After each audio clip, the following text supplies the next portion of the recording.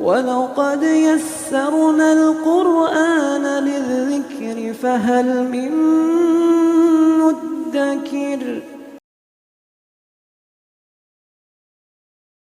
السلام علیکم ورحمۃ اللہ وبرکاتہ۔ الحمدللہ کفا وسلام علی عبادہ الذین اصطفیٰ، اما بعد۔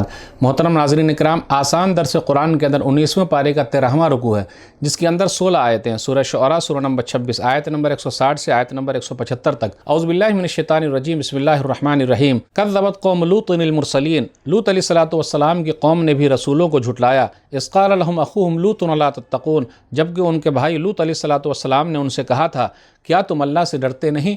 انی لکم رسول امین، بے شک میں تمہارے لیے ایک امانت دار رسول ہوں۔ فاتقوا اللہ واطیعون، تو تم لوگ اللہ سے ڈرو اور میری بات مانو۔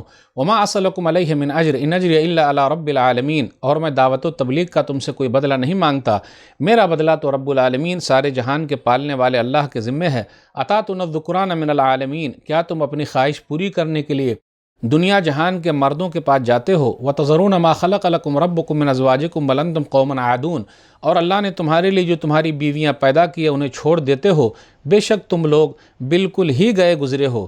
قالوا لئن لم تنتهِ يا لوط لتكونن من المخرجين، لوط علیہ السلام کی قوم نے کہا، اے لوط، اگر تم ہمیں سمجھانے سے باز نہیں آئے تو تم بستی سے نکال دیے جاؤ گے۔ قال انی لعملکم من القالین، لوط علیہ السلام نے کہا، بے شک مجھے تمہارے اس غلط کام یعنی مرد کا مرد سے خواہش پوری کرنے سے سخت نفرت ہے۔ رب نجنی واہلی مما یعملون، لوط علیہ السلام نے دعا کی، اے میرے رب، جو غلط کام یہ لوگ کر رہے ہیں اس سے مجھے اور میرے گھر والوں کو نجات دے دے۔ فنجیناہ واہلہ اجمعین، تو ہم نے لوط علیہ السلام کو اور ان کے سب گھر والوں کو نجات دے دی۔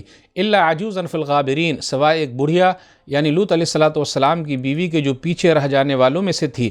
ثم دمرنا الآخرین، پھر ہم نے دوسرے لوگوں کو یعنی سب غلط کام کرنے والوں کو ہلاک و برباد کر دیا۔ وامطرنا علیہم مطرا فساء مطر المنظرین، اور ہم نے ان غلط کام کرنے والوں پر پتھروں کی بارش کر دی، وہ بہت بری بارش تھی جو ان ڈرائے گئے لوگوں پر ہوئی۔ ان فی ذلک لآیہ وما کان اکثرهم مؤمنین، بے شک اس میں ایک نشانی ہے لیکن ان میں سے اکثر لوگ ایمان والے نہیں تھے۔ وان ربک لہو العزیز الرحیم، اور بے شک آپ صلی اللہ علیہ وسلم کا رب سب پر غالب ہے، یعنی بڑا زبردست ہے، بڑا مہربان ہے۔ ناظرین کرام، آسان درس قرآن کے اندر 19ویں پارے کا 13واں رکوع ہے، جس کے اندر 16 آیتیں ہیں۔ سورہ شعراء سورہ نمبر 26 میں آیت نمبر 160 سے آیت نمبر 175 تک۔ اس رکوع کے اندر لوط علیہ السلام اور ان کی قوم کا تذکرہ ہے کہ ان کی قوم کیسے برائی میں پڑی ہوئی تھی، ہوموسیکشوالٹی ان کے اندر پائی جاتی تھی، مرد مرد سے خواہش پوری کرتے تھے، اس کا ذکر ہے۔ آئیے دیکھیں آیت نمبر 160 میں، کذبت قوم لوط المرسلین، کہ بے شک لوط علیہ السلام کی قوم نے رسولوں کو جھٹلایا۔ ارے ان لوگوں نے تو صرف ایک رسول کو جھٹلایا تھا، تو گویا کہ ایک کو جھٹلانا سب رسولوں کا جھٹلانا ہے، کیونکہ سب نبیوں کا پیغام ایک ہی پیغام ہے، ایک اللہ کی طرف بلانا۔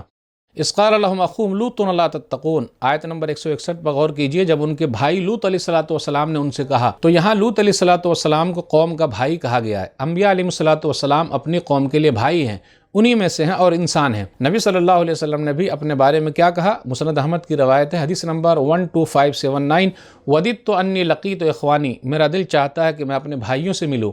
تو صحابہ کرام نے کہا، کیا ہم لوگ آپ کے بھائی نہیں ہیں؟ تو نبی صلی اللہ علیہ وسلم فرمایا، نہیں، انتم اصحابی ولکن اخوانی الذین آمنوا بی ولم یرونی، تم لوگ میرے صحابہ ہو، میرے بھائی تو وہ ہیں جو مجھ پر ایمان لائے، مجھے دیکھا نہیں۔ تو جتنے بھی ایمان والے ہیں قیامت کی صبح تک سب نبی صلی اللہ علیہ وسلم کے بھائی ہیں، اور بھائی بول دینا یہ شان میں گستاخی نہیں ہے، کیونکہ خود نبی صلی اللہ علیہ وسلم نے بھائی کا لفظ استعمال کیا ہے۔ قوم کے اندر جو برائی تھی اس کا ذکر اتاتون الذکران من العالمین، آیت نمبر 165 میں، اتاتون الذکران من العالمین، تم لوگ مردوں کے پاس جاتے ہو۔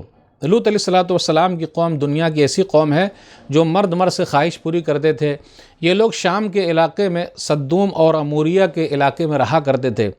ریڈ سی ہے، اللہ تعالیٰ نے کس طریقے سے ان کو برباد کر دیا ہے، اور وہاں دیکھ لیجئے ریڈ سی ہے اور کس طریقے سے بحر مردار ہے، وہ سمندر مردہ ہو گیا ہے۔ آج بھی ایسا ہے، لوگوں نے اس کو قانون بنا رکھا ہے، کچھ ملکوں میں مرد مرد سے خواہش پوری کر سکتے ہیں، اس لیے آپ دیکھیے گا کچھ لوگ بچوں کا استعمال کر رہے ہیں۔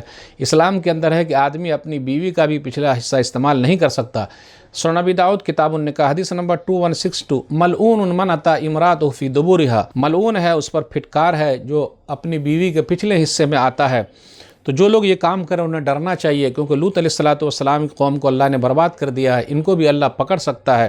اور ویسے بھی اگر پچھلے حصے استعمال کریں گے تو اولاد کیسے ہوگی، خواہش کیسے پوری ہوگی، اس لیے اللہ نے کہا بل انتم قوم عادون، تم لوگ حد سے تجاوز کرنے والے لوگ ہو۔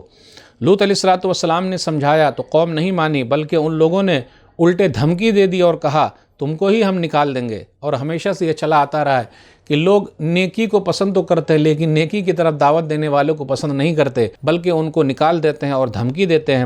بالآخر اللہ تعالیٰ نے پکڑ لیا، وَأَمْطَرْنَا عَلَيْهِم مَطَرًا فَسَاءَ مَطَرُ الْمُنذَرِينَ۔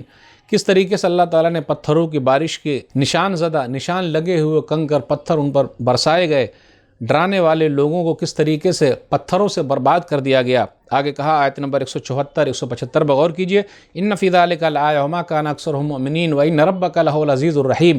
بے شک اس کے اندر نشانی ہے، ان میں سے اکثر ایمان والے نہیں تھے اور آپ کا رب غالب ہے، حکمت والا ہے۔ یہاں ایک یہ بھی ہے، لوط علیہ السلام نے اپنی بیوی کو بھی سمجھایا لیکن وہ بیوی بات ماننے والوں میں سے نہیں تھی، انہی لوگوں کے ساتھ ہو گئی۔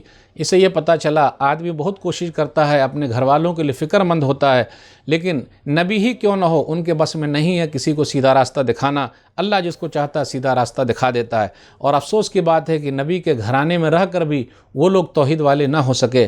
افسوس کی بات ہے جس طریقے سے نوح علیہ السلام کی بیوی اور ان کا بیٹا بھی توحید والوں میں سے نہ ہو سکا۔ اس کے اندر یہ کہا گیا کہ نشانی ہے، تو جو لوگ اس غلط کام میں پڑے ہوئے ہیں اللہ کبھی بھی ان کو پکڑ سکتا ہے۔ تو ناظرین کرام، آج کے درس میں بس اتنا ہی۔ اللہ سے دعا ہے کہ اللہ تعالی ہم لوگ قرآن کریم کو پڑھنے، پڑھانے، سمجھنے، سمجھانے، قرآن کریم پر عمل کرنے اور قرآن کریم کو لوگوں تک پہنچانے کی توفیق دے، آمین۔ والسلام علیکم ورحمۃ اللہ وبرکاتہ۔